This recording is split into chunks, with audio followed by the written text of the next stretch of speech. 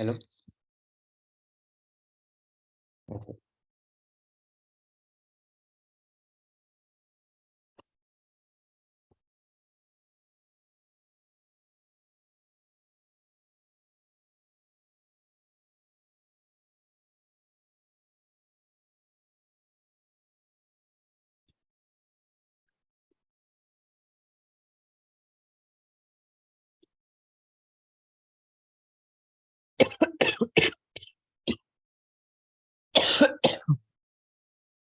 Excuse me. So good morning, everyone. I hope I'm audible. Yes. Okay. Yes. So good evening, everyone. Myself, Varad Dav. I am a PMRF fellow and also a doctoral student at the Department of Chemical Engineering, IIT Kanpur. So today we are entering into the third week of the NPTEL course on thermodynamics of fluid phase equilibrium. So in this lecture, what we are going to see are the third week of some practice problem for the third week of the course, which is thermodynamics of fluid phase equilibrium. So I will just wait for 5 minutes for people to join, and then we will start. And in the meantime, if anybody has any questions from the previous uh, weeks, they can ask.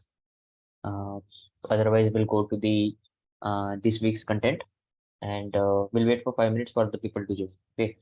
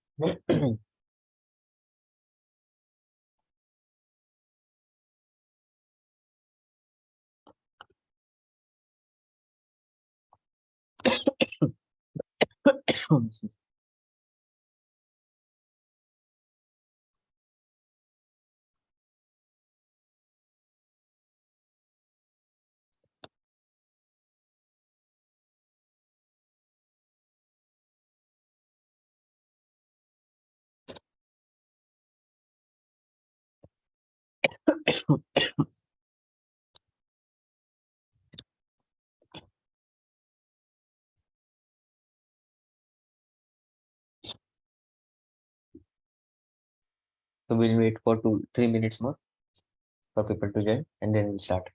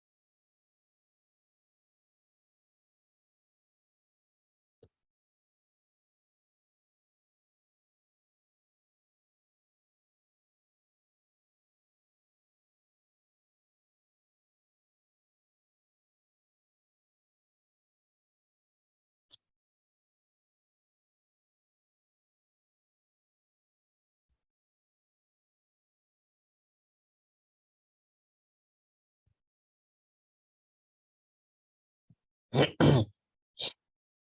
so we'll start in just 2 minutes.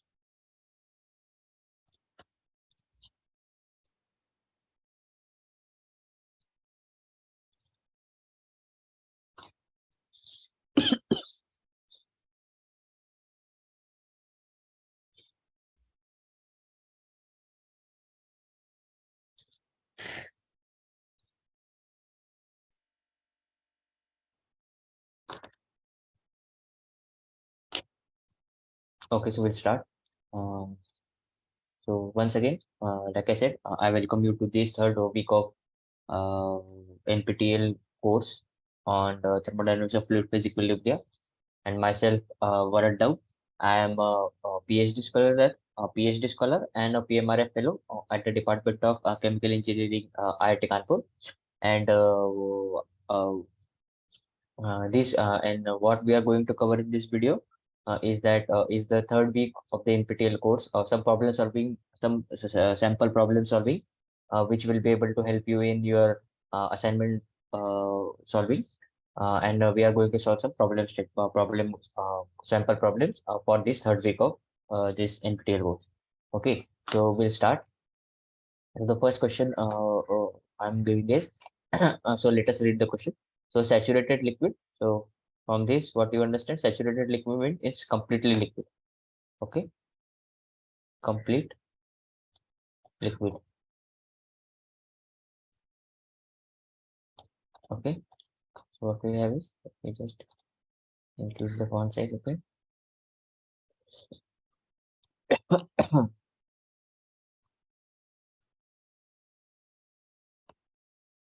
okay.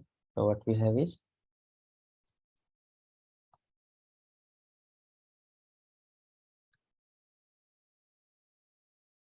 okay, what we have is saturated liquid. That means it's that is its quality is 1. Q is equal to 1. That means complete liquid.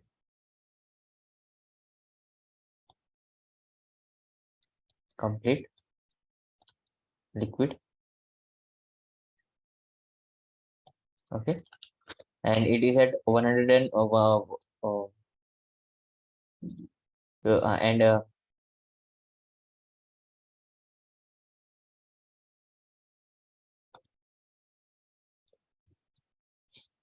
it is at 1500 kilopascal and 500 Kelvin, and it's a saturated liquid with an enthalpy of 750 kilojoule per kg. So we are given HI, that is H initial, or which is nothing but H liquid, enthalpy of pure liquid at this P1, which is equals to 1500 kPa,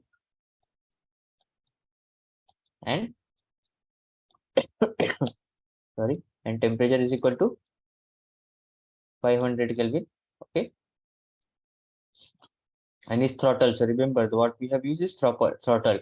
This pure liquid is throttled to a liquid vapor mixture. Okay, so you can understand like this.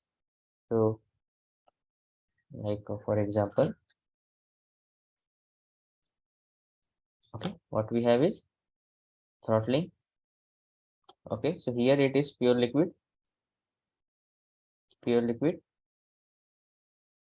and either vapor plus liquid. Okay, and here H1 is given as this H1, which is equal to 750, right? 750 kilojoule per kg. So here it is given 750 kilojoule, and this liquid is throttled at 150 kilopascal and 300 Kelvin. So here, so the conditions is 150 kPa and 300 Kelvin. And the thing is, it is throttled. So let me use a different word for this. It is throttled.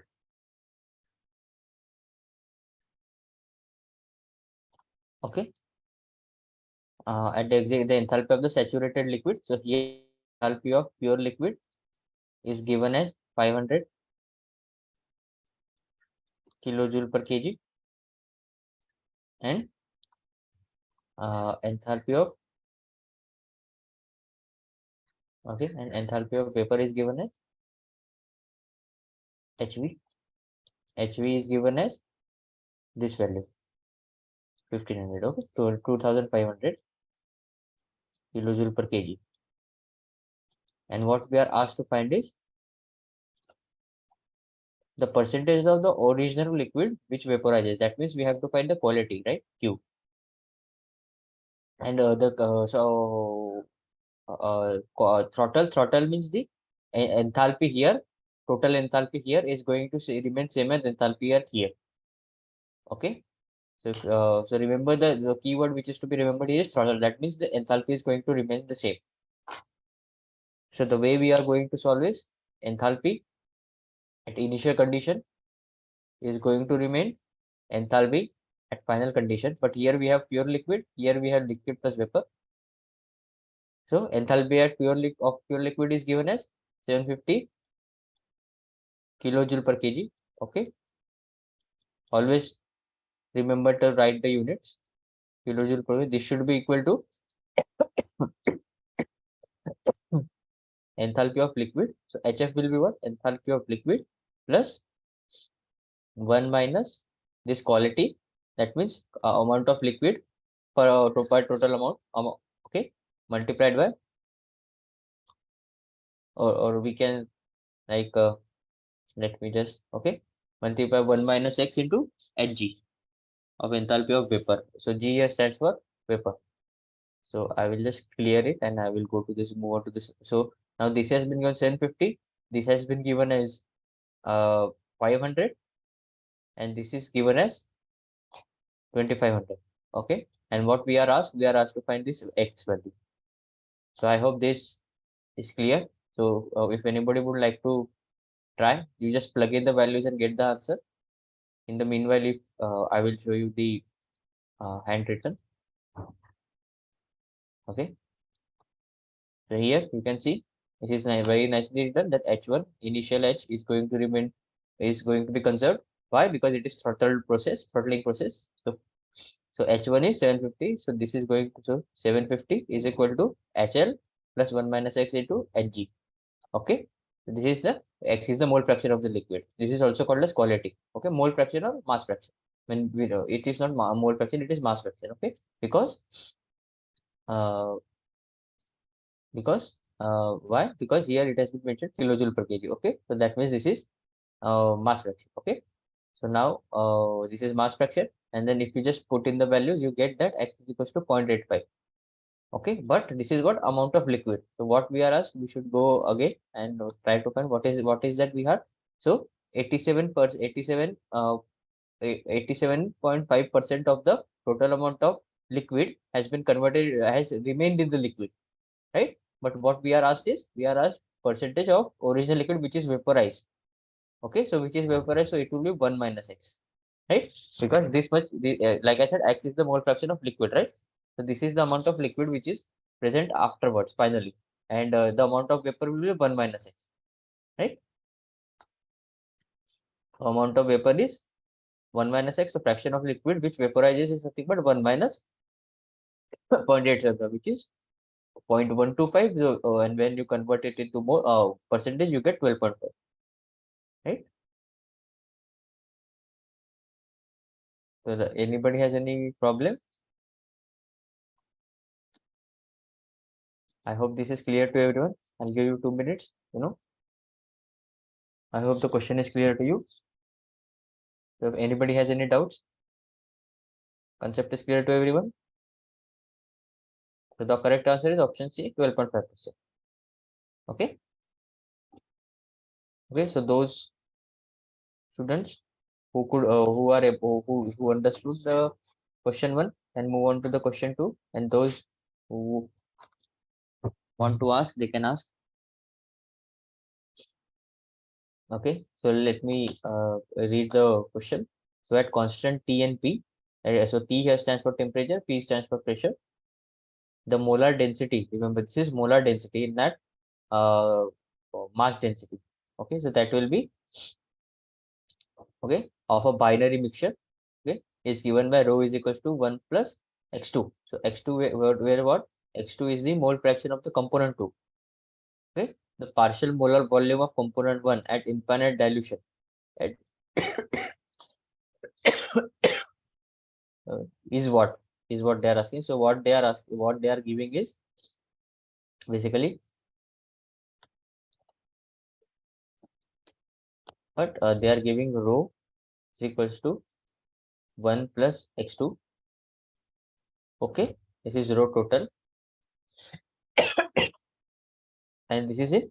Let's say some mole per meter cube. Okay, because it's a molar density. Okay, and what they want is they want V1 bar. Okay, V1 bar are infinite condition. This is equal to what? So I hope the question is clear to everyone. So I'll give you a couple of minutes to think about the question, and then I'll give a hint. So remember, what we have is, try to remember the definition of partial molar property. The partial molar property of component 1 in a mixture at x1 equal to 1 is what? Remember, this is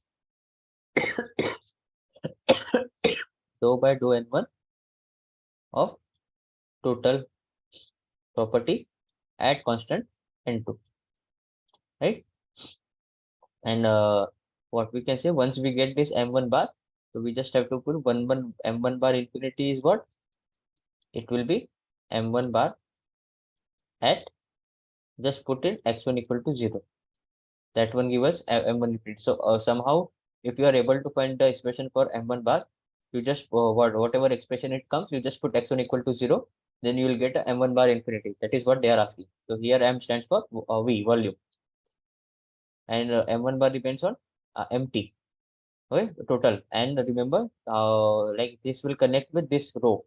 So you have to think in the line of how you can convert row to mt. So here m will stand for v. So how can you convert rho to V? Remember, this is rho T, total molar density. So how can you convert it to total molar volume? If you are able to convert it, then you just have to take the partial derivative with respect to n1 or x1, and then when you put x1 equal to 0 in the expression, you will get the m1 bar infinity, right? This is v1 bar infinity. Okay, so I hope the question is clear to everyone. So I'll give you a couple of minutes for those who want to solve it, and then I will start with my explanation. Okay. In the meantime, I will erase the code. Okay.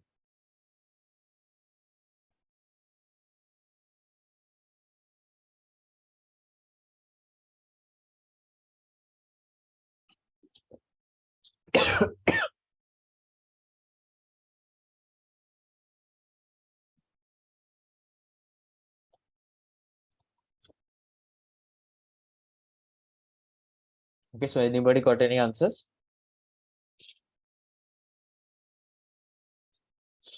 So I'll give you first the answer. So the answer is option A, 0.75. Okay. Anybody got it?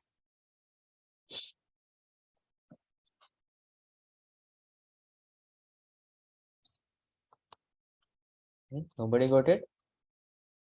I will start with the explanation. Like I said, so here, what we are asked to find is, okay, what we are asked to find is, we are asked to find what is V1 bar infinity. So we'll just do what is V1 bar. So V1 bar infinity. So it will be nothing but V1 bar at x1 is equal to 0, right? Then what is V1 bar? V1 bar is nothing but dou by dou n1. So here it's a binary mixture, right? So this will be Vt, total molar volume, at constant n2, right? And what we are given is rho. Rho is 1 plus x2. Okay. And its unit is kilomole or mole per meter cube, like this. Or matlab, it will be a molar unit divided by volume. So if you just take 1 by rho, so what you will get? 1 by rho is 1 by 1 plus x2, right? And its unit is going to be meter cube per mole, right? So this unit is nothing but total, right? Because this is total density. So it's 1 by its reciprocal will be the total volume. Hence, what we get is okay. So what we get is V total molar volume is nothing but 1 by 1 plus x2, right? And what is going to be V1 bar? So V1 bar is nothing but dou by dou n1 of 1 plus x2 at constant n2, right? So if you convert x2 to mole fraction into number of moles, so it will be 1 by rho n1, 1 by 1 plus n2 by n1 plus n2, which is going to be n1 plus n2 dou by, which is going to be, let me just rewrite it, which is going to be dou by dou n1 of n1 plus n2 divided by n1 plus 2n2 at constant n2. Okay, so if you are able to differentiate it, then you will get v1 bar. So v1 bar is dou by dou n1 of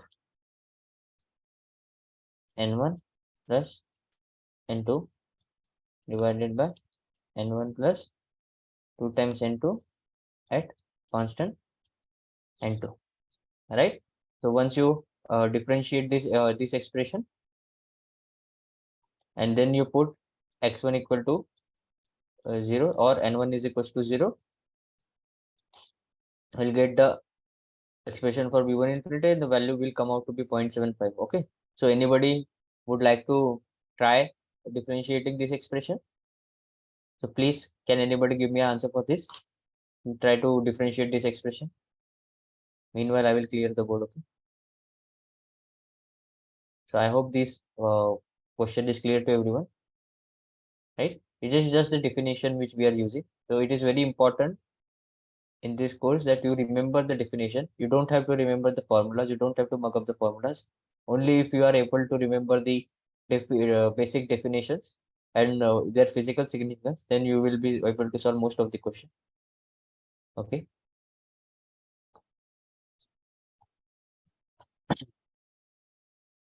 Okay. So let me share how this differentiation is done. Okay.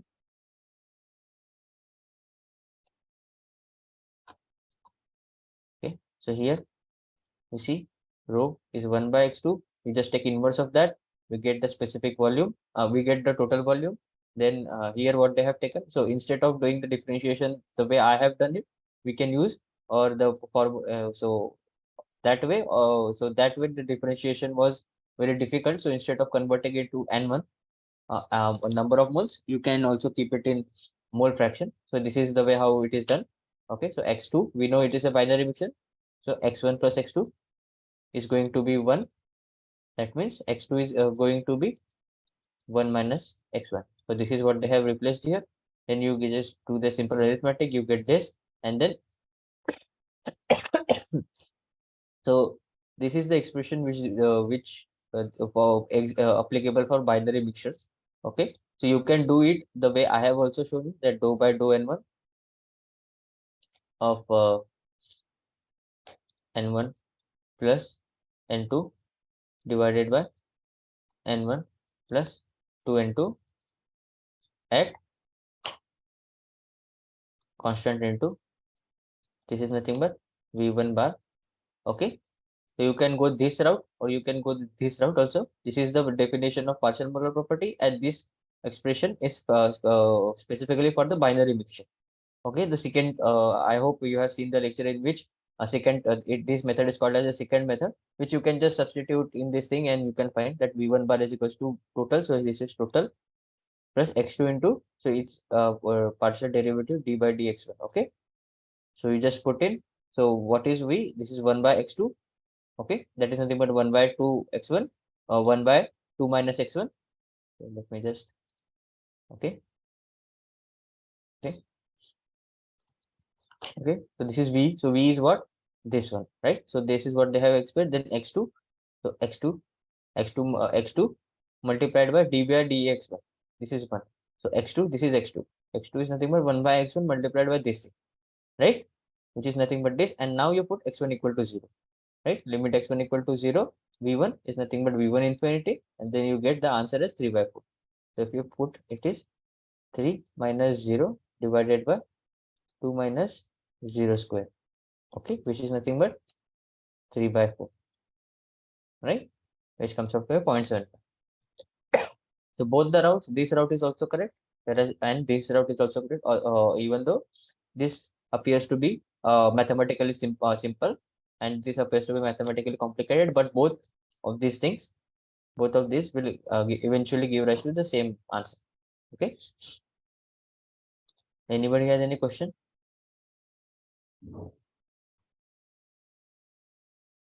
Okay. I hope this is clear to everyone. If anybody has any question, they can ask. Okay.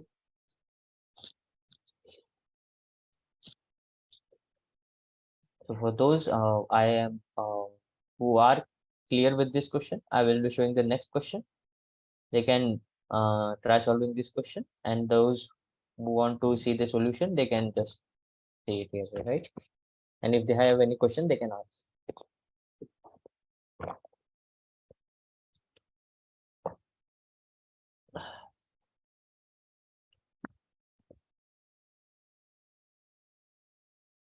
So I hope this is clear to everyone. I see no questions on the chat or anybody asking. So I will move on to the next question. Okay, let me read the next question.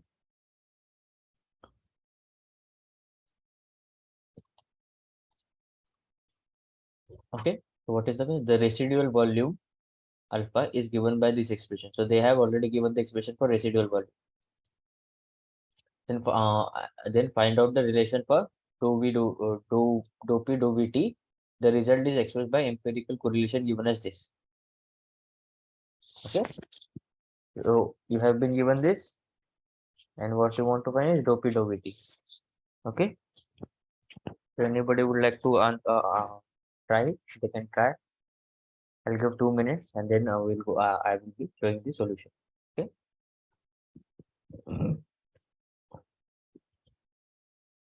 Okay. Try to remember.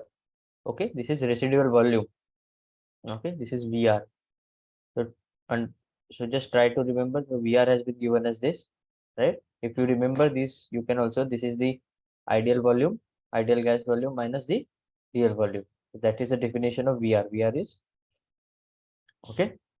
So if you can just connect the definition, you remember the definition of VR and then connect it with this and just take the partial derivative of pressure with respect to volume at constant temperature, you will be able to obtain. So this will give you 2 minutes.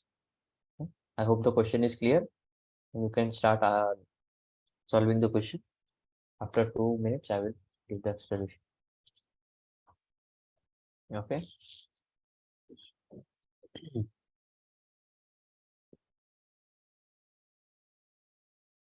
Anybody got it?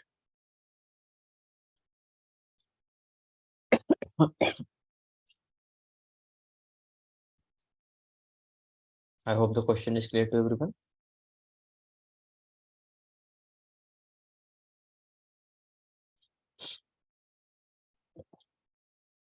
So I'll give the answer. Anybody got it? Anybody would like to guess the answer? So the answer is this, option C, right? No, answer is, I think, option A. This is the answer. Okay, this is the answer. Anybody got it? So let me start. Okay. Okay. So what we are given? We are given residual volume expression or expression for residual volume, which is alpha, and it is given by RT by p multiply minus v. So what we are asked, do p do v t.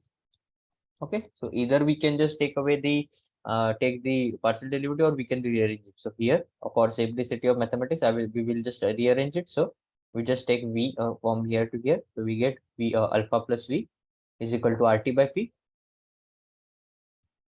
Okay, where alpha is equal to this thing.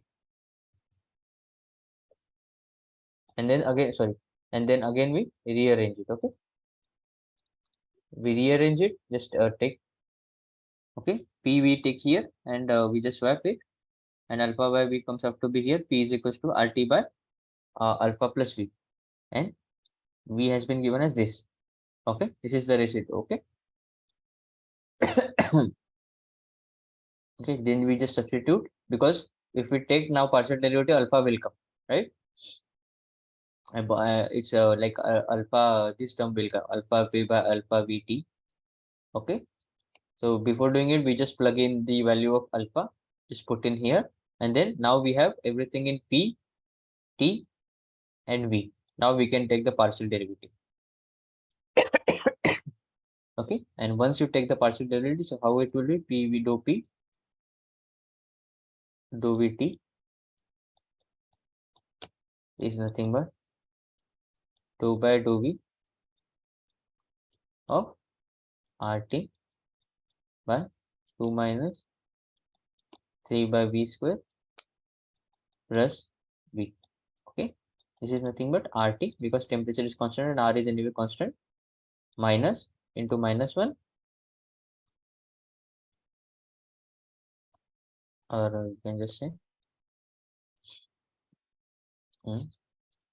into dou by dou v of 1 by 2 minus 3 by v square plus v. Okay, this is just a derivative. If you know, or you can just take the derivative, so you can just treat it like 1 by x for x. Then it just depends on how you solve it, but eventually you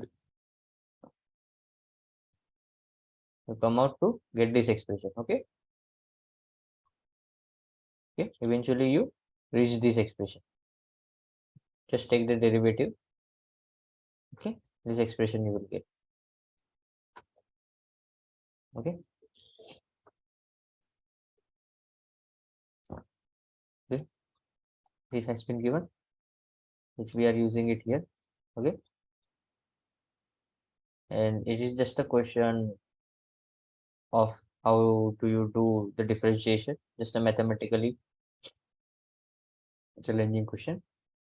Okay, I hope the question is clear and explanation is also clear. If anybody has any question, they can ask. It's just a simple mathematics. Okay, so those who got it can go move on to the next question, and those who have any questions, they can ask. Who didn't understand how to take derivative, you can just refer back to your class 12 uh, notes on how to take the derivative, and then you will be able to solve this question. Okay.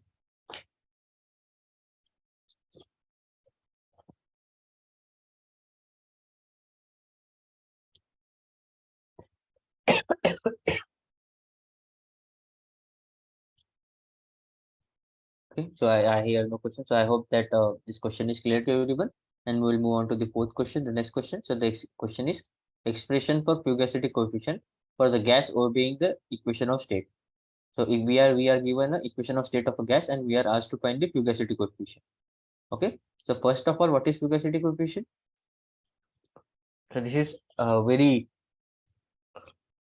easy question. If you can just remember what is the fugacity coefficient and how do we find this expression, it's a straight away question. Just try to remember what is the definition of fugacity coefficient, and then very easily you will be able to find what is this. Okay. Okay, so I'll give you 2 minutes for everybody to solve the question. Okay, and then I will give the answer. Okay.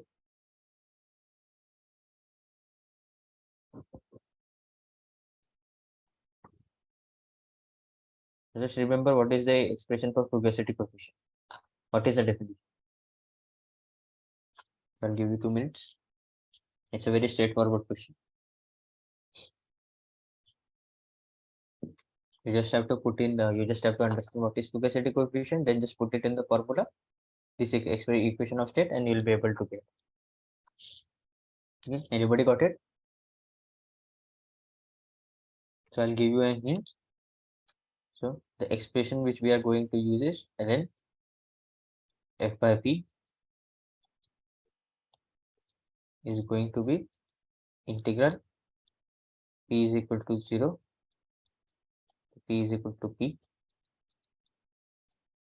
z minus 1 by p dp. Okay, so now remember what is this z? Z is nothing but pv by rt. RT or nRT depends on how you are calculating the volume. Okay, and use z for this thing you can calculate from here, and then you just plug it the value here, and then you will be able to find. So f by p is nothing but fugacity coefficient, right? Okay, because this is nothing but f by p.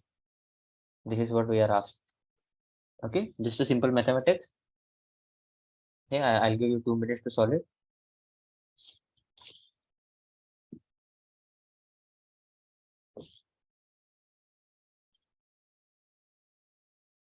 Anybody got it?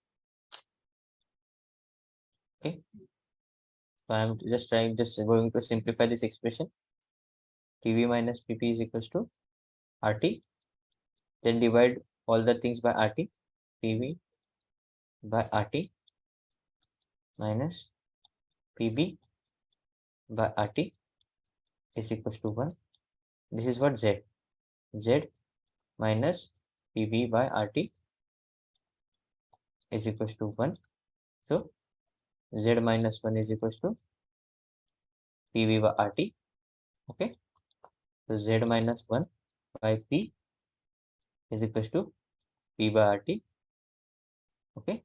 So ln of F by P is nothing but ln of fugacity coefficient is nothing but integral P is equal to 0 to P is equal to P, and just plug in this value B by RT. Okay, dp. So we assume that this B is not changing with respect to pressure, and anyways R and T is going to remain the constant. This is nothing but B by RT into P from 0 to P. Okay, so ln pi is equals to dp by RT. That means we just take the exponential, so pi is equals to exponential of dp by RT. Okay, this is the answer which we want. So the correct answer is option B. Right? So anybody got it? I hope the explanation is clear to everyone. Okay, we can just start with this. So anybody will, so this is the expression. You just have to remember what is fugacity coefficient and this expression. Okay, and the rest of the things. So ln f by p is equal to z minus 1 by p into dp integral. So just you find z from here, z minus or z for this expression. You just straight away get z minus 1 by p b by rt, which you just express, put it in here, do the integration, and you will get the answer. So I hope the question is clear. So, oh sorry. So okay. So I have also done the mistake. So remember to, don't do the this mistake.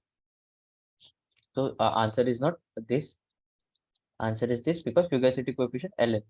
Okay, ln of pi. This is what we are asked. Okay, ln of f by p is nothing but bp by rt. Okay, so let me just, Okay, and then let us go back to the clear.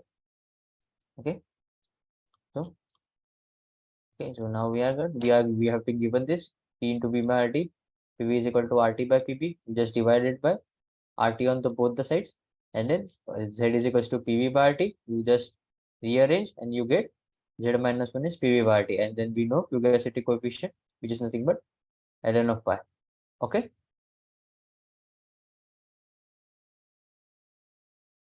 Okay. And then we get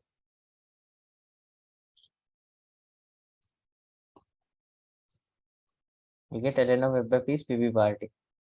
So I think, and then f by p is nothing but our fugacity coefficient. So if they ask what is fugacity coefficient, you go exponential of PV by RT. And if they are asking what is the ln of pi, then you go the answer as PV by RT. Okay.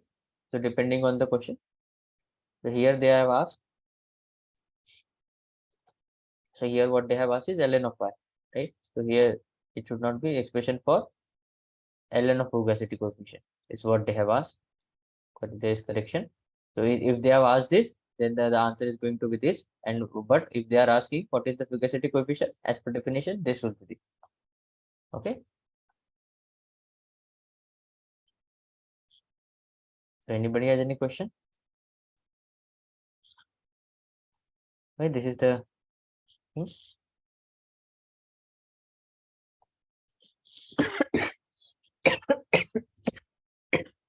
So nobody has any question. So if anybody has any question, they can ask, and those who have no question, they can go on to the next question. Okay. Remember. So then, okay. So I'll wait for 2 minutes for people who have any questions, they can ask. And okay.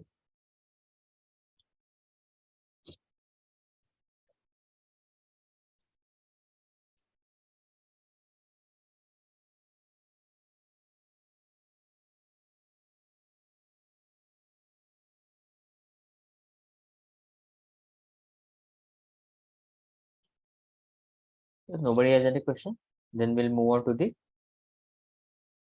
next question. Okay. So the next question is throttling, that is the Joule Thomson phase is constant what? So remember we had I think first or second question in which I already mentioned what is throttling. So throttling is an irreversible process which has constant enthalpy, right? H1 is going to remain the H. So let's say for example we have like a valve in here like this. Okay. So here the total enthalpy of mixture is H1, and this is after throttling. So throttling is an isenthalpic process. Okay. That means H1 is going to be H2. The correct answer is option B. Okay. So there is nothing new in this question. So this is so I hope question 5 is clear. And if anybody has any question, they can ask. It is just a conceptual question. Okay. So this is what question number 6 is a bit tricky one. That for real gases, the fugacity coefficient is always what? It is also a conceptual based question. Okay.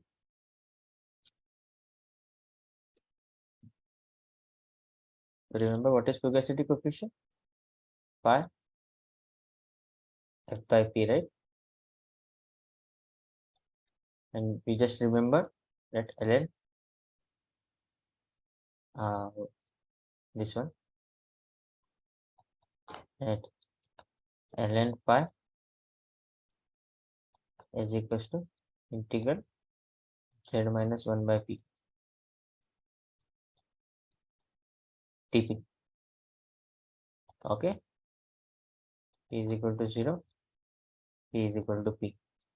So using this expression, you have to tell. So this question I am giving as a homework because it's a very conceptual question. Okay. Okay. So basically, it will depend on z, and because pressure is going to be positive, z, right? And remember, this is what? This is area under the curve, right? So if you plot z minus 1 by p versus p, whatever graph you will get, it's an area under the curve. Okay. So can area under the curve be negative?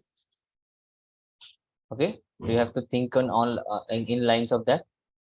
And then if area of the curve cannot be negative, then what this is going to be? Ln of y is equal to positive, some positive number.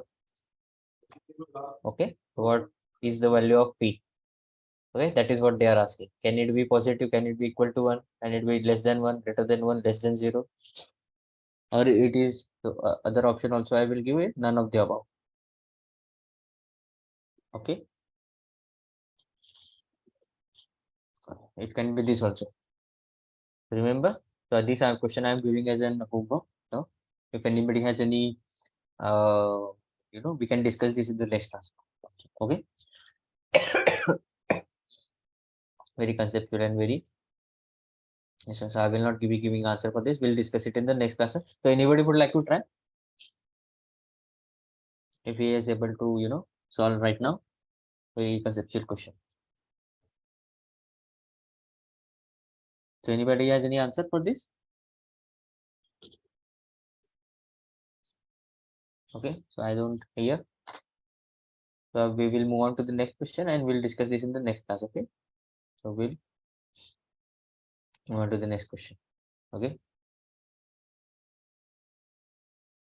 so let us go. Okay, the new question. So the seventh question. So what is given? The enthalpy expression for binary liquid mixture is this. Okay, the partial molar enthalpy can be expressed as this. The final expression for H1 bar they are asking in terms of X1. So here in this question everything is given, like we are given what is HT. This is nothing but H, and its expression is this 400 into X1 plus 600 into X2 plus 400 plus 40 into X1 plus 60 into X2. Okay, and we are given the expression for this H1 bar. We just have to put it. So this is basically, instead of a conceptual question, this is nothing but a mathematical question. So basically what we will do, H1 bar is nothing but H1, which is nothing but this expression, okay, plus 1 minus X1 multiplied by derivative of this. So remember to put X2 is equals to 1 minus X1. So what you should do first, right? Because the derivative is in terms of X1 and also what the final expression is asked in terms of X1. So you just substitute everything in this expression X2, you just substitute 1 minus X1 and you just simplify it right here only. So you'll get H as some function of X1 only. And when you put that into this expression, it will be very easy to do the derivative and all calculation part. It will be easy and it will straight away give you the answer. So try to do it. I'll give you 5 minutes. Okay.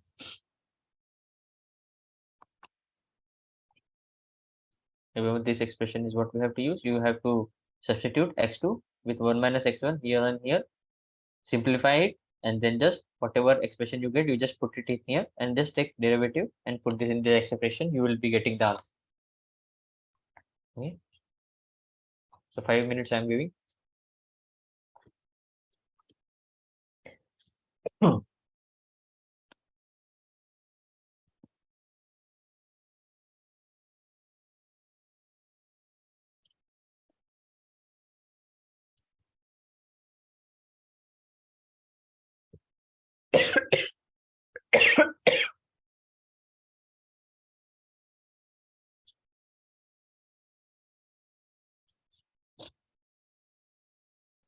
Anybody has any question? They got the answer? Anybody got the answer? No one? Okay, you want some time. I'll give you, more 5 minutes.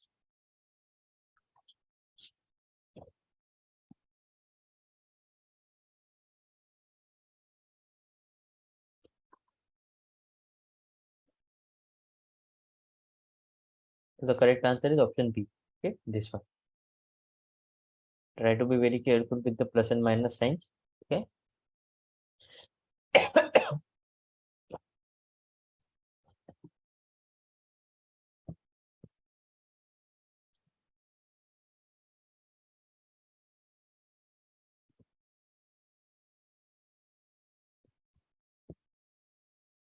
Anybody got it?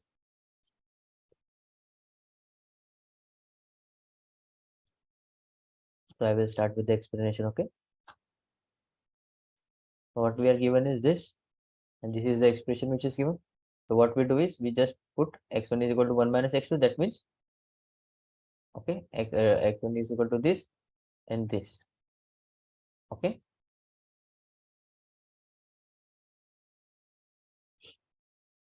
We just take the derivative by putting. So either you can use this method or you can just substitute everything in terms of x1.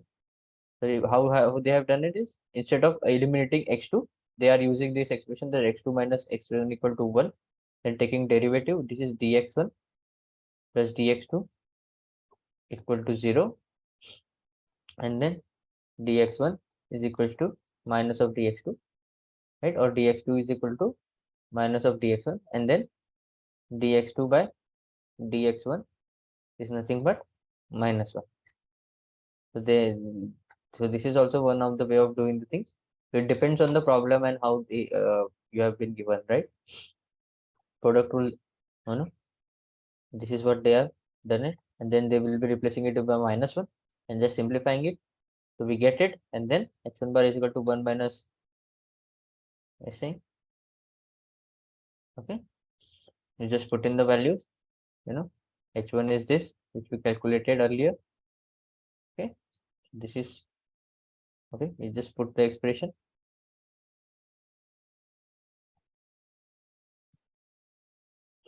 and then finally you end up with this expression. Okay, it is just mathematics and algebra. Okay, this is the expression. So if you are finding, difficulty in taking derivative, I think it's a good time to just brush up your derivatives by visiting your class 12 notes. And for examination purposes, you should be very thorough and very, very quick with such kind of questions and with such derivative. So the only way to achieve correct answer is practice. So the more you practice, the better it will be. So just try to, if anybody has any question, they can ask. Otherwise, we'll move on to the next question. So next question is also, as you can see here, conceptual question, enthalpy change of mixing for an ideal gas. That is what they are asking. Enthalpy change of mixing of an ideal gas. Okay, of mixing is what? It is just a conceptual question. This is a very standard, result which we have. This should be at the tip of your tongue, and this is going to be 0. Okay.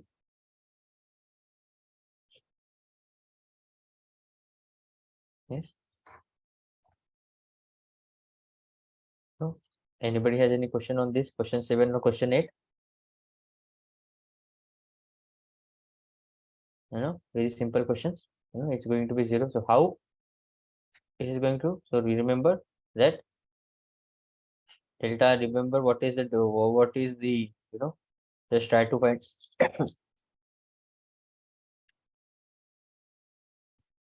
what is the expression for delta H of ideal gas mixture. What is this expression? What is the definition of this thing? And once you get the definition, what is it, then you just put the ideal gas equation, that is PV is equals to RT nRT, and then try to find with this expression whatever how you relate with this, and then you'll get it as a 0, right? So the standard results are delta H Ig mixing, this is going to be 0. Similarly, delta Vix Ig of mixing, this is also going to be 0. Whereas delta G and delta S are not going to be 0, right? Mixing Ig mixing, not going to be 0. So these are very standard results. I hope you have gone through it. If you have not, you can just go back to your textbook, reference books, and you can just find a derivation there. Okay. So question 8, A is the option. Now we'll move. If anybody has any question, they can ask. Otherwise, we'll move on to the next question. Okay. The next question is also a trivial one. The expression for fugacity. Okay, this they have given, and this is nothing but what the earlier expression ln f by p is equals to integral z minus 1 by p dp. So if you put in the value of z and simplify it, you will get this expression. Okay. Where alpha is going to be okay, and then from PVT data for ideal gas, it is found that this integral. Oh, this integral also they have already given. Now what we have to do, you have just have to find the fugacity of gas. This is very easy question. Ln f by p is what 1 by RT into minus 556.64. Okay, you just put in the values. R has been given 8.314. Temperature is 300 Kelvin. Pressure is 50 bar. You just put in the values. You get. Okay. So I'll give you 2 minutes to solve. Okay. Just check here that ln f by p has been given. Alpha has been given this. RT is this. ln f by p. So this comes out to be ln f by p. Just take exponential on both the sides and multiply it by p. You get this 40 bars. Okay, very straightforward question, formula based question. The answer is option D. Anybody has any question? They can ask. Okay, I'll give you 2 minutes, to understand it. Fairly straightforward question.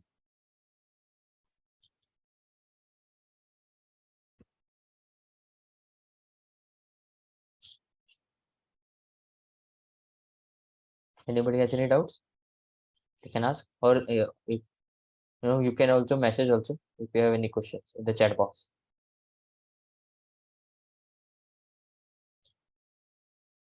I hope everybody got the solution.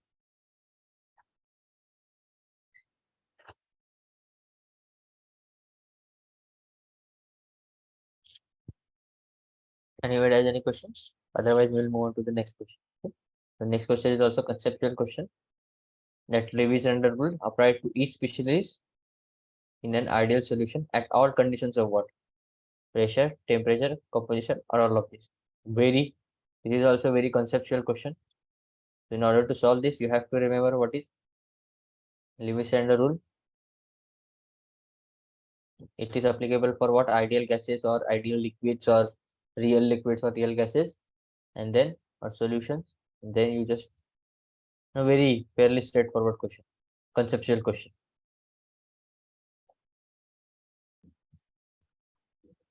So anybody would like to try? Answer is this, all of this. Okay. Guys, this is a very conceptual question. I will not, give the reason for this. If you have any difficulty in this question, you can ask, or you can just go back to your textbook and read what is Lewis and rule. So the first statement only it will be there. Definition of Lewis and rule itself it is. Okay, we'll move on to the next question. If anybody has any question, they can ask, or we'll move on to the next question. Okay.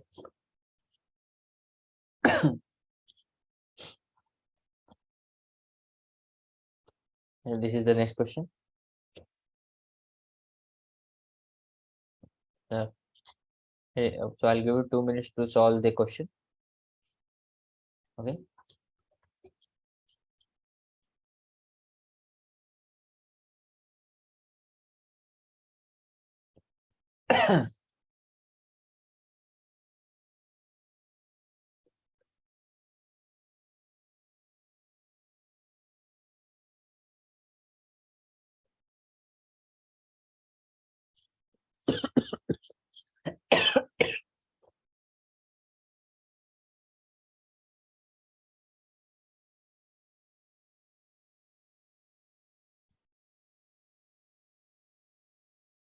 Anybody got?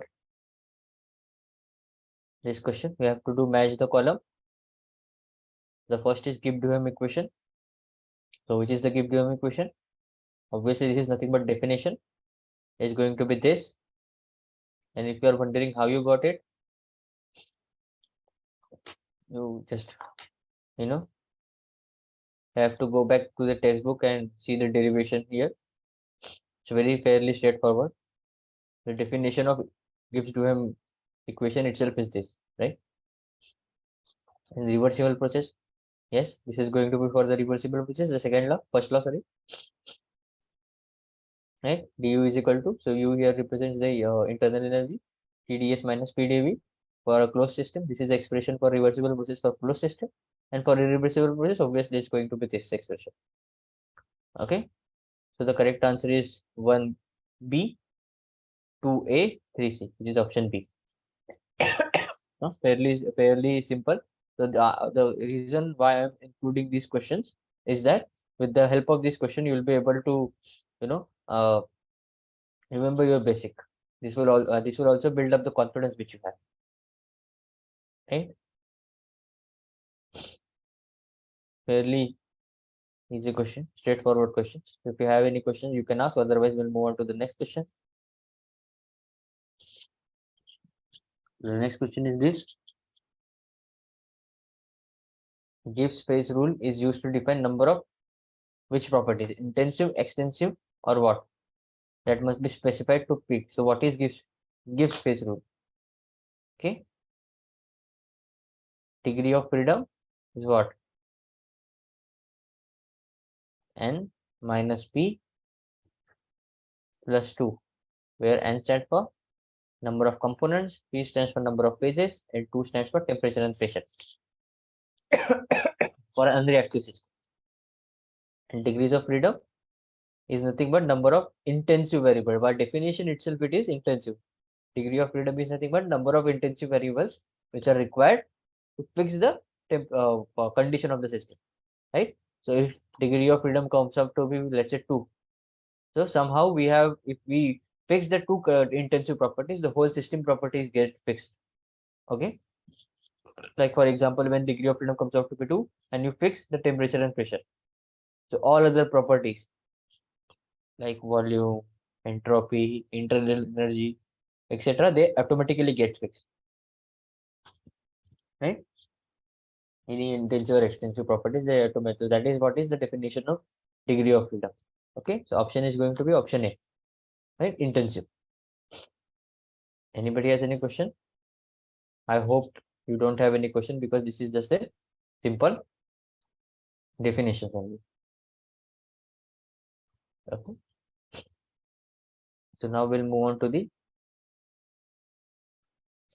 some conceptual questions and some numerical questions.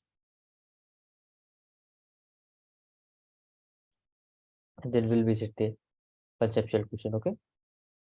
So we'll move on to this question. We'll start with now this question. Question number this. This is a bit of numerical question. So what is given in the question is to determine the fugacity of pure propane. So what we have to find is fugacity of pure propane at this condition at 32 bar and 333 Kelvin. And what are we given? We are given the molar volume of the liquid propane is this.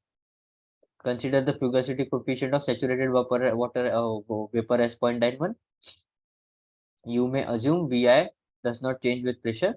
The Antoine constant for the acetone are given by this. Okay, where saturation pressure is bar and temperature. Saturation pressure is in bar and temperature is in Kelvin. So remember what is Antoine equation? Ln P is equal to A plus minus B by T, I think.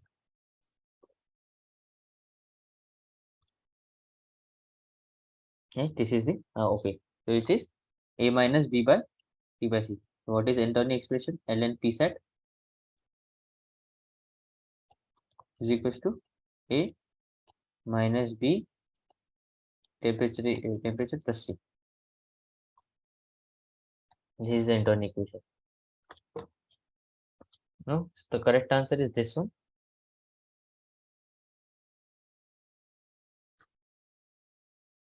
So I hope question is clear to everyone. I'll give you 5 minutes solve the question. Okay.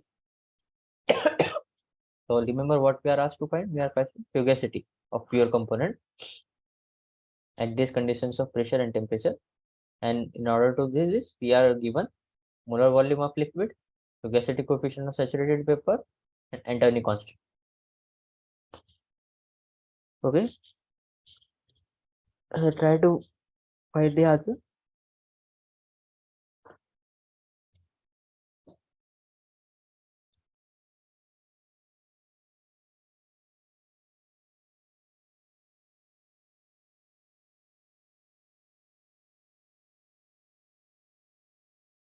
Question is clear to everyone. Anybody has any difficulty in understanding the question, they can ask, and those who have understood the question can solve the problem.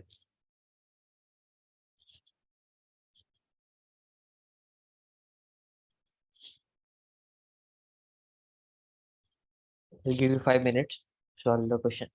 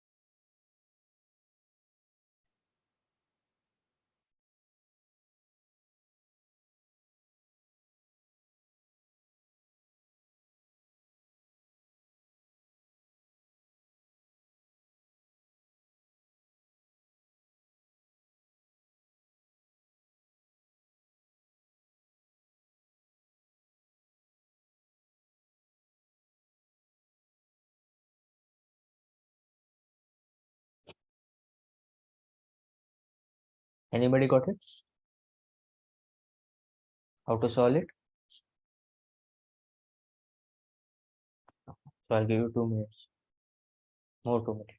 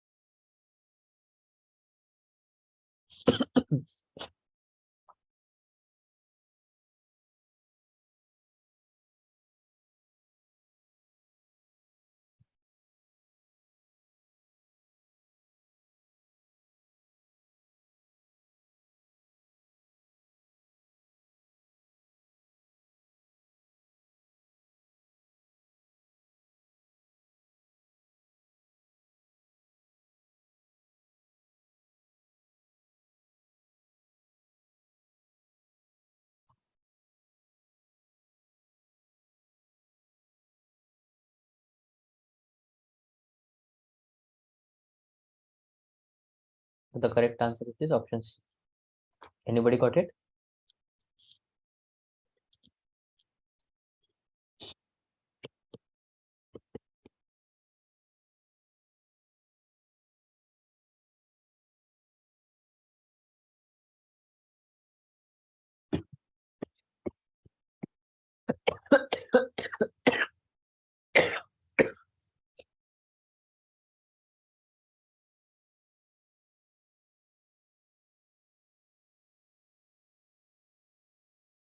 Anybody got it? So I'll start with my explanation. So what we are given, temperature 333 and pressure has been given, Phi has been given, volume of pure liquid has been given, and internal constants are given. Okay. So what we'll do, we'll just put the values in internal constant and temperature as this one. We get saturation pressure as this 20.557 bar. Okay, and then we just need to use the Poynting correction factor or the expression for calculating the fugacity of pure vapor. So this is the expression. Okay, this is the expression. Right? Phi sat into P sat multiplied by exponential of VL multiplied by P minus P sat by RT. You just put it in the formula and substitute the values, and you get the fugacity as 19.28 bar. You know, straight away, very easy formula based question. Okay, is this clear to everyone? The answer is this. Fugacity is 19.28 bar. Always remember the units, right?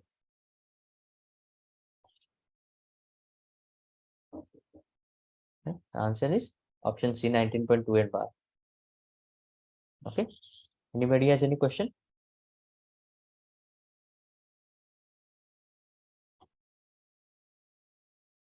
For those who understood, can go on with the next question, and those who have any question, they can ask. Okay. So I'll wait for 2 minutes for any questions.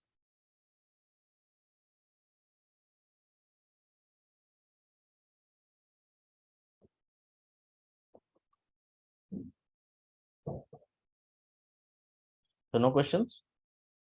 So I hope the previous question is clear to everyone. We'll move on to the next question then. So what is given? We are given the van der Waals constant for N-butane and N-octane are given as this, where 1 stands for butane, N-butane, and 2 stands for N-octane. So A1 has been given as this, B1 has been given as this, A2 has been given this one, and B2 has been given this one. And for mixture of these two gases, what are the van der Waals constant? A and B. So what we are given, basically, we are given a binary mixture,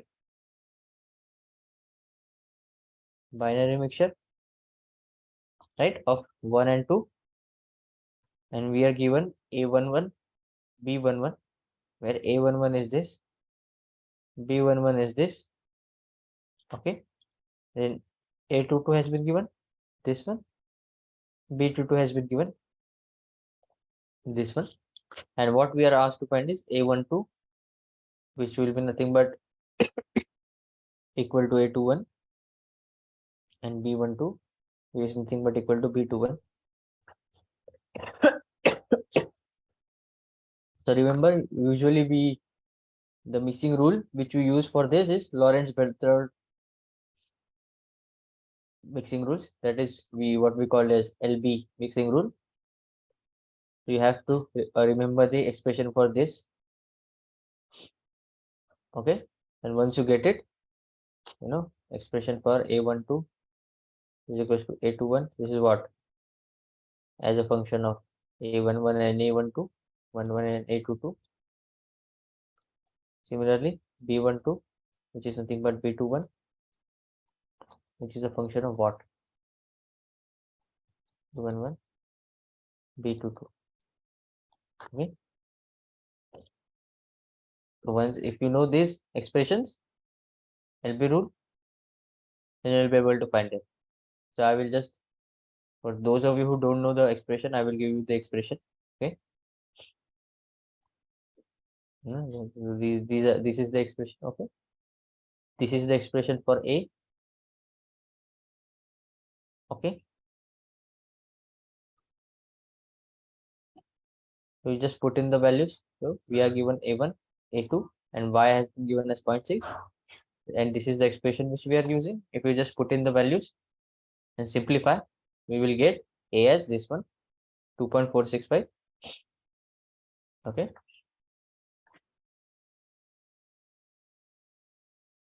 Okay.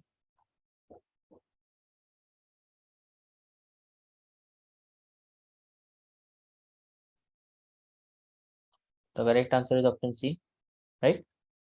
Similar would be the expression for B. Okay. And when you substitute the value, you get this answer, option C. Okay. Anybody has any questions? If nobody has any question, we'll move on to the next question, right? So what is the next question? The next question is this: a binary gas mixture. What we are given is binary gas mixture containing 40 mole percent A, 60 mole percent B. If the fugacity of pure A is this and pure B is this, calculate the fugacity of gaseous mixture. Right? So we are given Ya 0.4, Yb 0.6. Okay, and we are given fugacity of pure A 22.6 bar,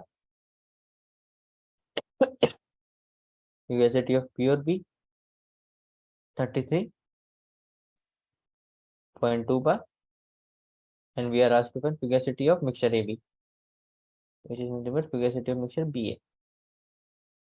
Okay, the correct answer is option C, option B.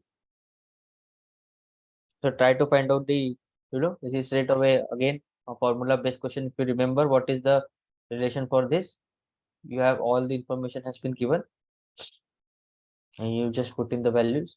So I'll just give you the, for those of you who don't know, how do we calculate it? So this is the expression by which we can calculate the fugacity of mixture, right? So for binary mixture, this is going to be ln f mixture is going to be y1 ln y1 ln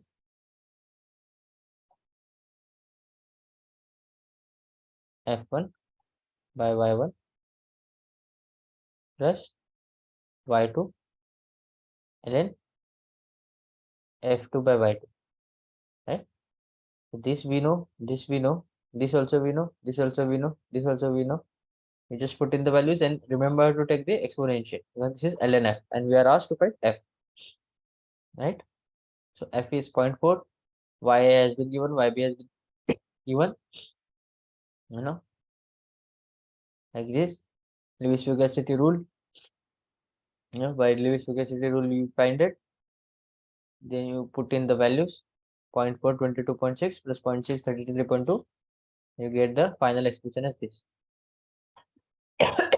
Anybody has any questions? I hope the question is clear. If you have any doubt, you can ask now because the next question is going to be dependent on this only. Okay? For this question we did binary. The next question we are going to give for ternary. Okay, so it's better to clear your concept right now. So I'll wait for 2 minutes. If anybody has any question, they can ask, or otherwise, those who have understood it can go on to the next question. Okay. So instead of binary, here we have ternary mixture. Okay.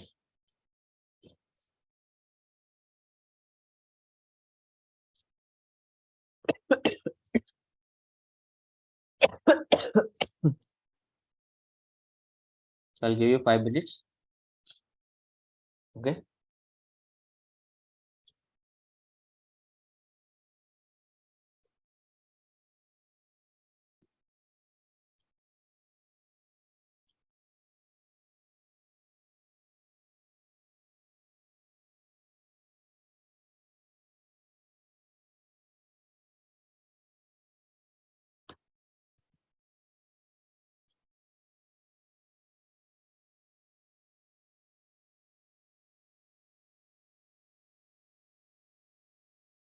So anybody has any question in the previous question? So I think everybody is clear, and let us move on to the next question then. So what is a gaseous mixture containing 25% A, 35% B, 40% C on molar basis? Okay.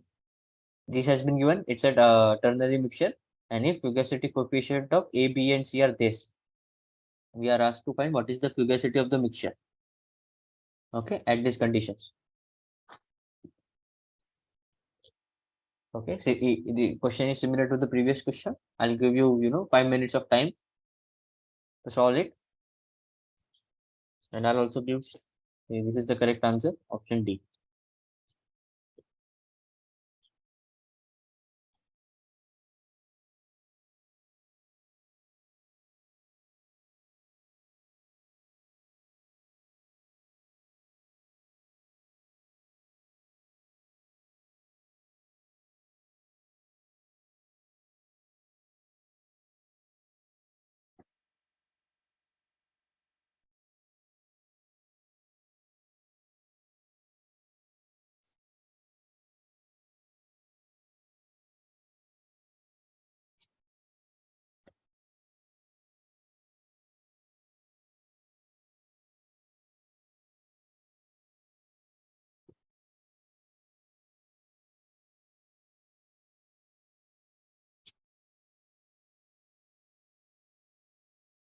Anybody got it? I'll give you 4 minutes more, 4 5 minutes.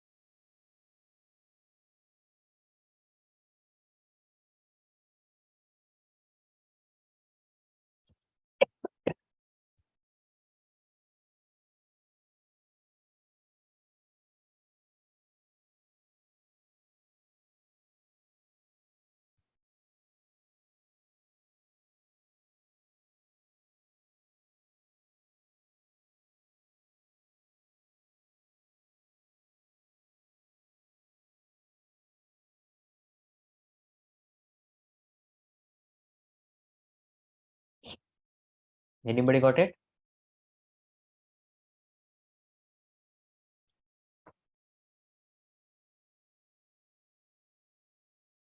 Okay, we'll go on to the solving. Okay, so what is given is we are given the mole fraction. A is 25%, B is 35%, and C is 40%. And what we are and pure fugacity coefficient of pure it has been given. So remember, fugacity coefficient is nothing F by yi. Sorry, fugacity coefficient has been given 0.5, 0.8, 0.9, and what we are asked, what is the fugacity of mixture? So this is the expression for that. Ln of fugacity of mixture is nothing but summation ln Fy by yi, same as previous, which one simplifies to becomes this. And when you substitute the values, okay, you get this. Okay, so it will be nothing but if you know y1 ln of f1 by y1 plus y2 ln of f2 by y2 plus y3 ln of f3 by y3. Expression has been given, each value has been given, you just put in the values using these expressions, eliminate the unknowns, and you'll be able to get the final value as this. Okay, anybody has any question is on this question? I'll wait for 5 minutes.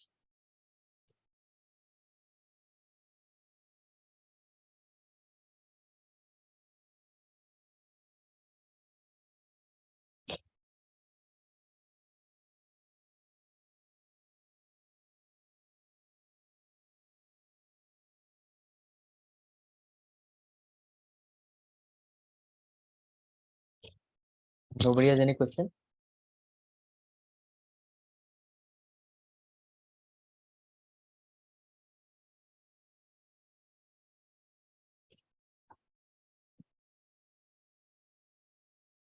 If question is clear to everyone, then you can note down this question This is the question which I am giving as a homework, and we can discuss it in the next class. Okay, the options also, you know, you can just take a note of this question. So I'll read the question and I'll explain. What we are given: constant of van der Waals equation. So this is the van der Waals equation for n-butane and n-octane, where n-butane is component 1 and n-octane is component 2, are this for mixture that contains 40% of n-butanes. These are for mixture it has been given, for mixture this has been given that A mixture is this, B mixture is this, and the molar volume of the mixture is this. And what we are asked to find is the fugacity of n-butane at these conditions of temperature and pressure. Okay, so this is the homework question. So the concept we have used in this class only. If you look at carefully the questions we have solved, the concept you will find there only.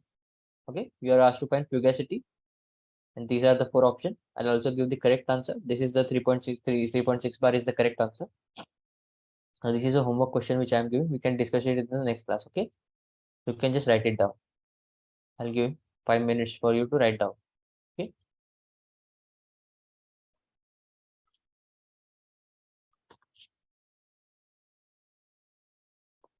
We will discuss this question in the next class. Okay. You can just write down.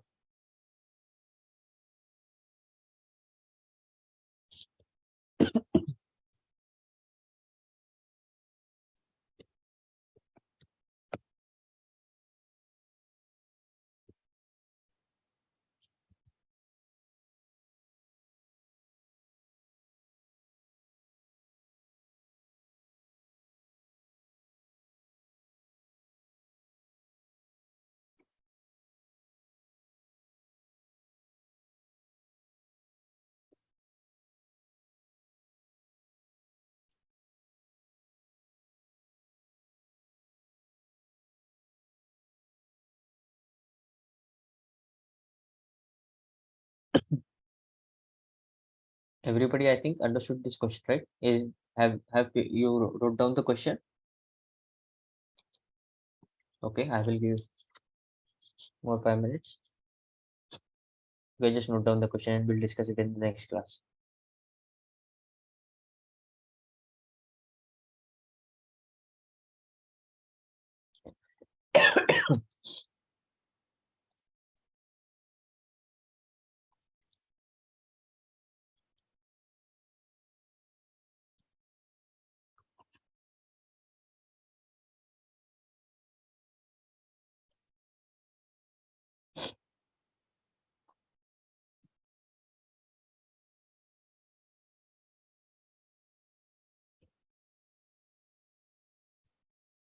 If you like to try right now, also you can try.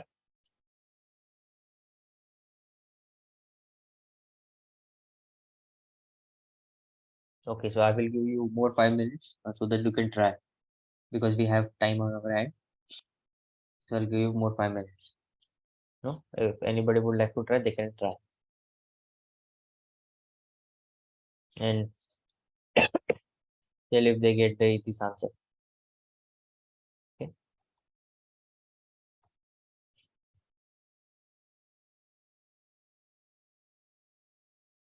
I'll give you 5 minutes, right? So it's 7:35. We'll give till 7:40.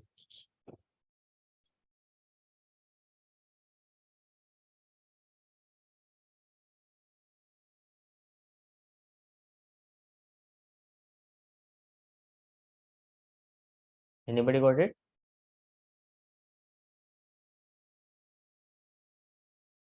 Remember? So I'll give you an.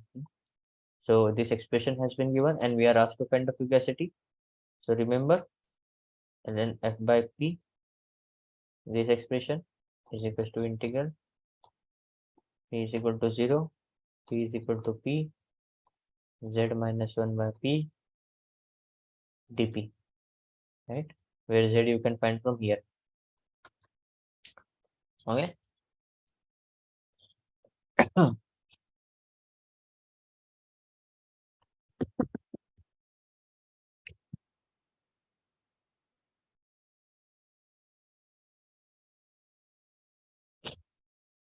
I've given you a hint. This I hope you will be able to find it.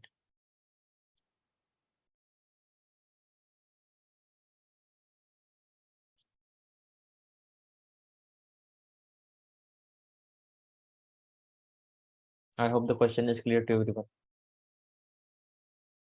If you have any doubt, you can ask.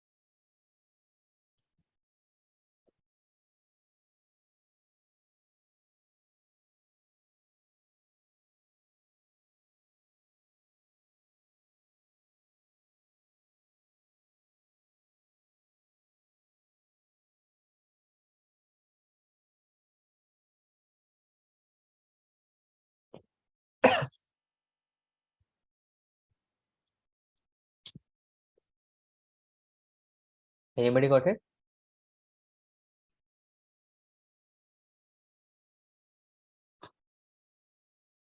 Okay. I hope you have noted down the question. We'll discuss it in the next class. Okay.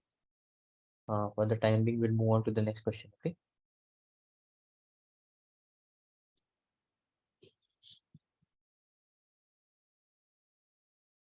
Okay. So this is the next. So we have covered this. So yes. And move on to more conceptual question. So what this question is, how many? Okay. Let me first do like this. Yes. So how many phases are present in a single component system having degree of freedom as 1? Okay. So remember, degree of freedom is n minus p plus 2, where n is the number of phases, so n is the number of component and p is the number of phases. So we are given single component, okay, and degree of freedom has been given 1. So what will be the value of p?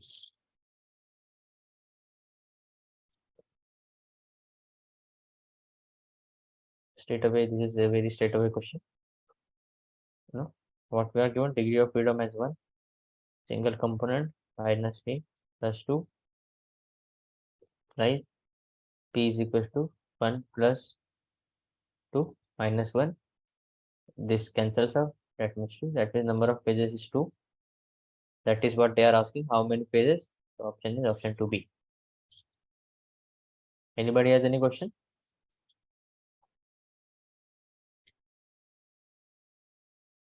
I hope the question and explanation is clear to everyone.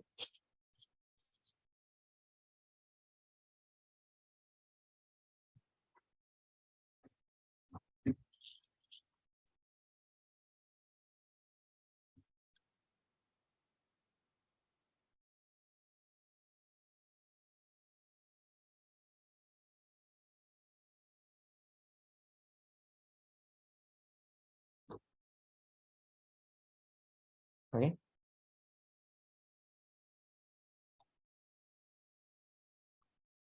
And case phase rule is C minus pi by 2. Here C represents n minus p plus 2. F is the number of intensive variables. C is the number of components. Pi is the number of phases. Right. This is 1 is equal to 1 minus pi plus 2, where pi means 2. Okay. So for those who are done with this question, we can move on to the next question. And if anybody has any doubt in this question, they can ask. Others can move on to the next question.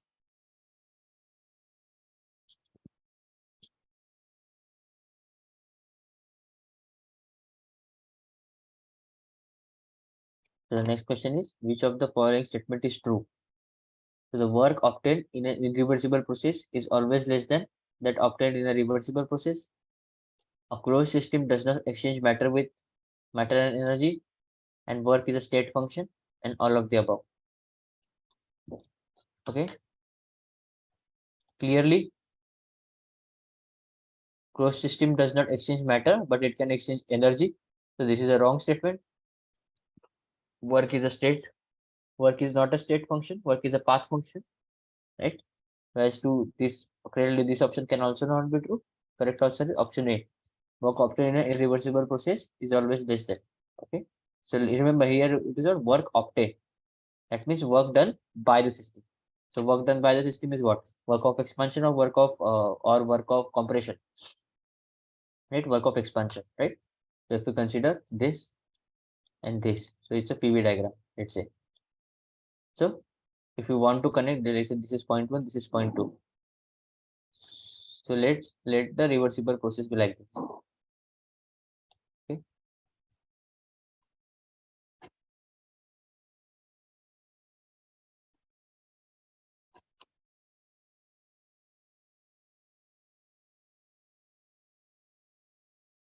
Okay.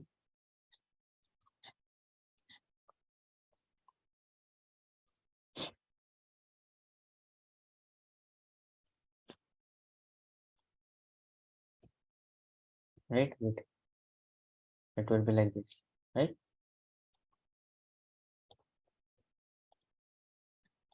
This is point 1. This is point 2.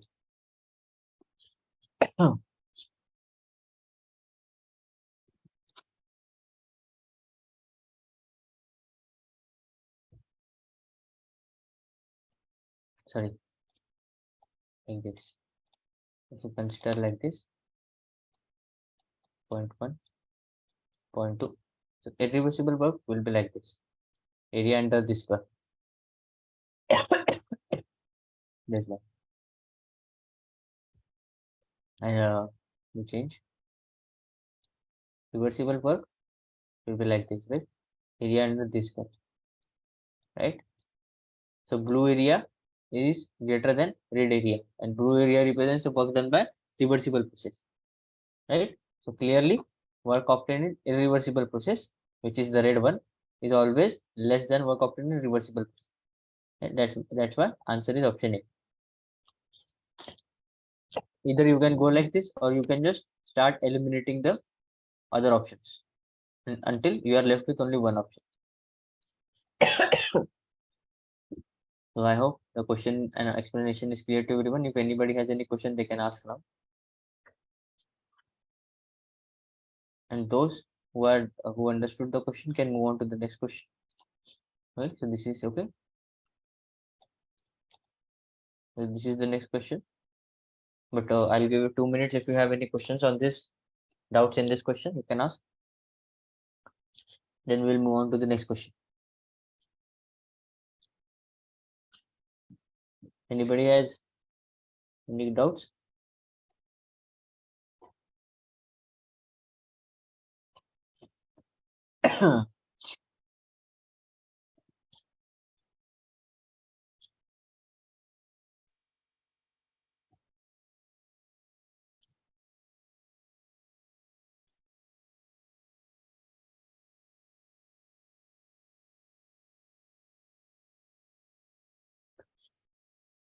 Correct answer is option.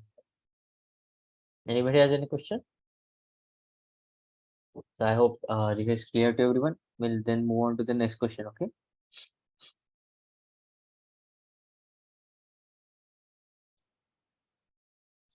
Okay. The chemical potential for ideal gas is this is clearly the Lewis-Figure rule. Very straightforward answer. Answer is option C. Mu minus mu naught is equals to RT minus P by P naught.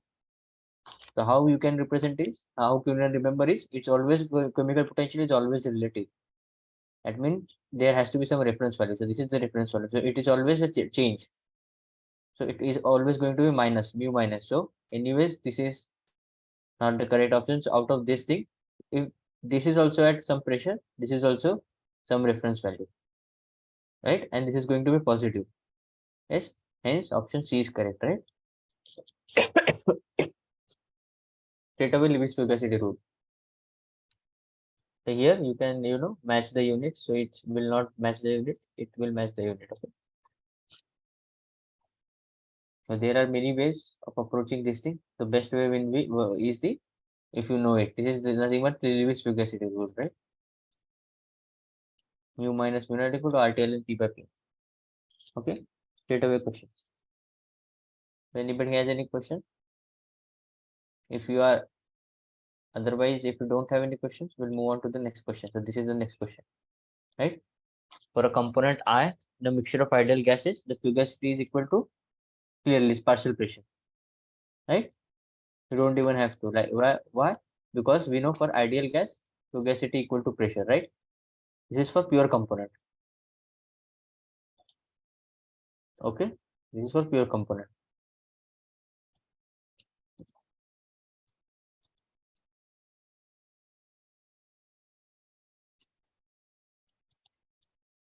Pressure of ideal gas, right?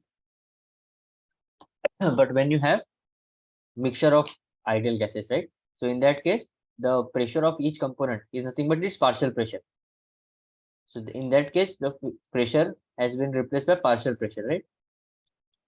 But as it is an ideal gas, it has to be like this, right? Hence, this is also conceptual question. Fugacity is equal to partial pressure, right? Option D.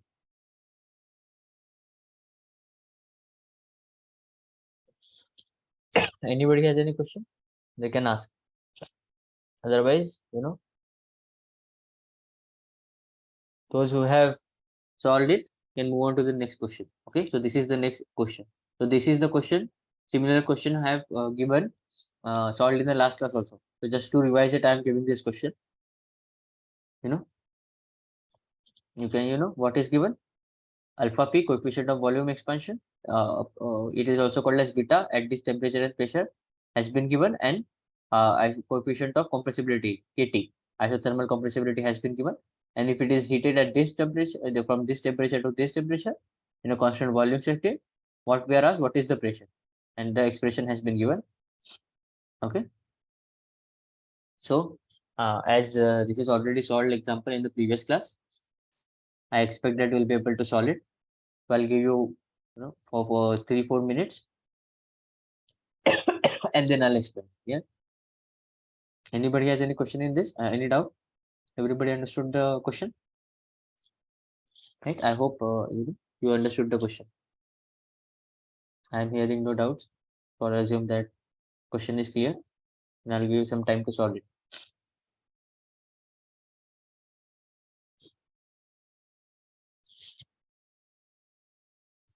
You can also refer your previous class notes, previous lectures notes. From there you can get. So I always believe the certain level of repetition does not harm anybody. The more we repeat, the accurate we become. It also helps in memorizing. Then you don't have to mug up the things. You'll automatically revise everything.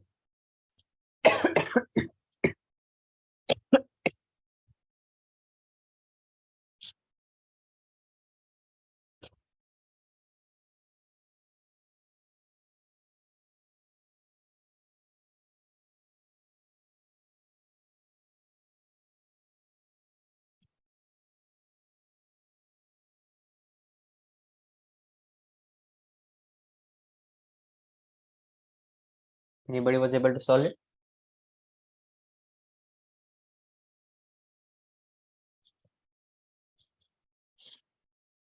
I'll give you some time. You can take 5 minutes to solve the question, and then I'll show the solution.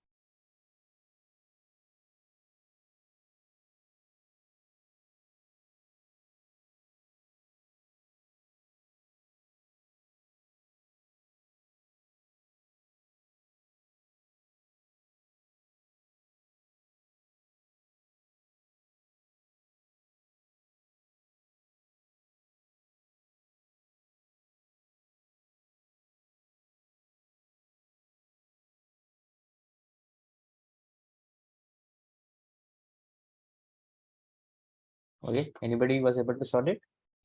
So the correct answer is option C, right? So you can refer to my previous notes also to solve it. Let me start explanation. Anybody got the answer? Okay, so what is given is isothermal compressibility, its value is also given, its expression is also given, and by product rule, what we can do, dou P dou Tv is nothing but, because that is what we need to find, how pressure is varying with respect to temperature, right, at constant volume, is payment constant volume, and what pressure would be taken. So we just use the product rule. So what is the product rule? So any equation state we have this. It is a thermodynamic identity that dou P dou V at constant temperature multiplied by dou V dou T at constant pressure multiplied by dou T dou P at constant V is equal to -1, right? So you just rearrange this expression, you take this here and you multiply everything by -1, you'll get this. So then by definition we have this isothermal compressibility is this expression has been given, and KT has also been given. You just what we do basically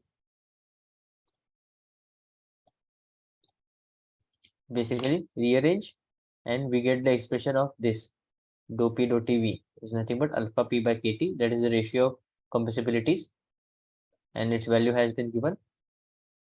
Once you take the value, you get this expression. Answer is this.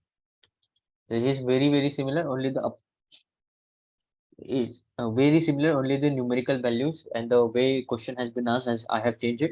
Otherwise, the whole problem is similar to last uh, the question which I the problem which I have told in the last class. And in that class, we have solved two similar such problems, and here also one.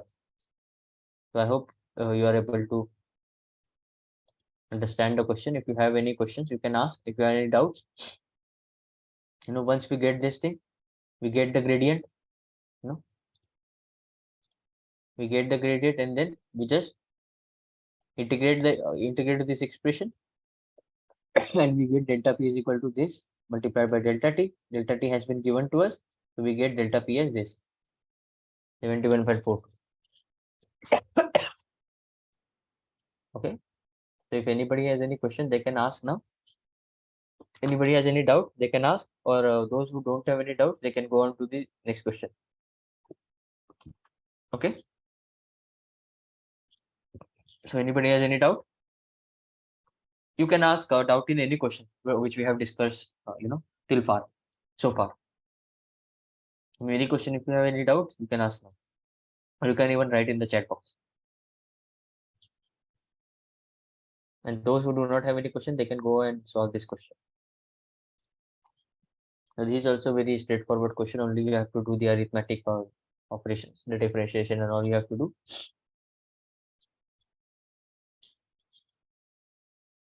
So nobody has any questions. I'll give you 1 minute, some time to think about it. If anybody has any good doubts, they can ask.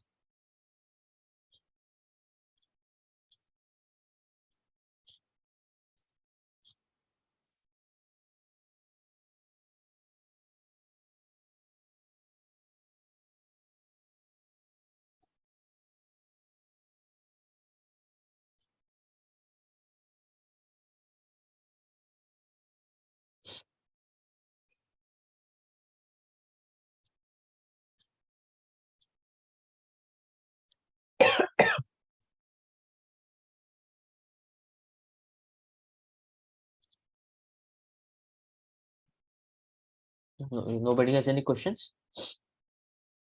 Then we'll move on to the next question. Nobody has any doubt, as I'm not hearing. So we'll move on to the next question. So the next question is the viral coefficient B, the second viral coefficient of a certain gas is given by this expression, where A and B are constant. And using this expression, we are asked to compute what is dou V dou Tp, right?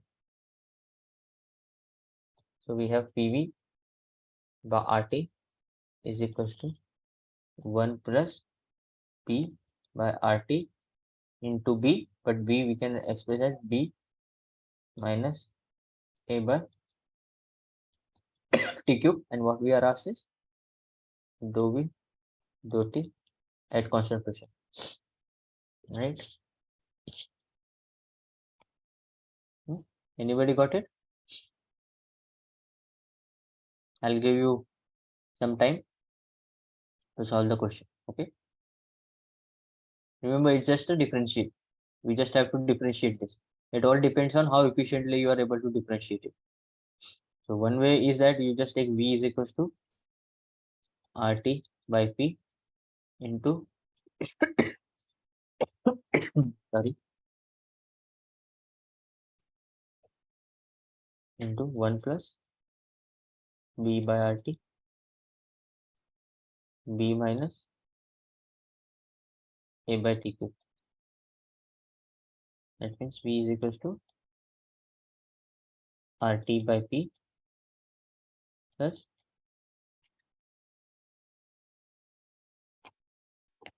B by P into P minus A by T cube. Okay, let me just make some space.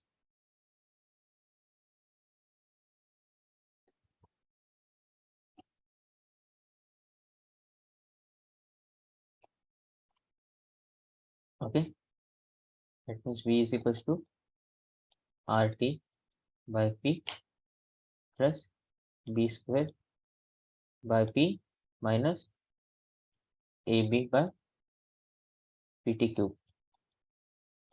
Now you just take the differential dou V dou T P is equals to R by P plus 0 because B and P both are constant minus A constant A by B dou by T, here P is also constant, right? Dou by dou T of 1 by T cube. Let me make this room.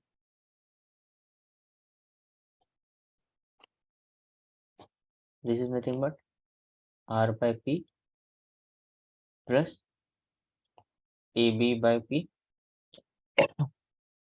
into 3 into 1 by T to the power 4. It is nothing but R by P plus 3AB by PT cube, PT to the power 4. This is nothing but dou V dou T at constant pressure, right? So this option is correct. Option B is the correct option. Anybody has any question? It is just a differential equation. You just have to take the differential, partial differential. It's fairly straightforward, right? So if right, this is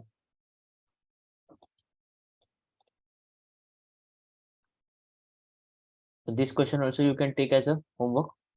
Okay, that what is the change in internal energy at 10 kilomole of gas when it is isothermally expanded from this pressure to corresponding molar volume of this, and the expression has been, the equation of state has been given, and this is also given. And what we are asked is, we are asked to find what is change in internal energy, right? So this is nothing but van der Waals equation of state, right? With A and B values given.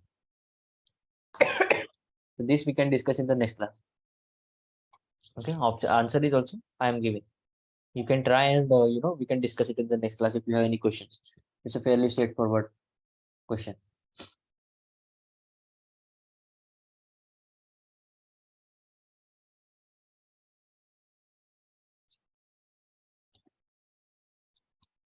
So you can just take the notes, right? So this is the question. Okay. So I hope you have learned so much in this class, in this tutorial problem solving session, and you are enjoying it. And I hope your concepts are getting clear. And if you have any questions from any class till now, you can ask me now, or you can even ask me in the next class. I have also given you today two homework problems, which we will also discuss in the next class. So be sure to try them out. And I'll ask one more time if anybody has any questions. Otherwise, we can close the session. I hope you are able to enjoy it and getting your concept clear. Okay, so I do not see any questions. So I thank you all for attending this tutorial, this problem solving session, and I hope to see you again in the next class. Okay, so I think we can stop now. So thank you all for attending, and I hope to see you in the next class as well. Thank you.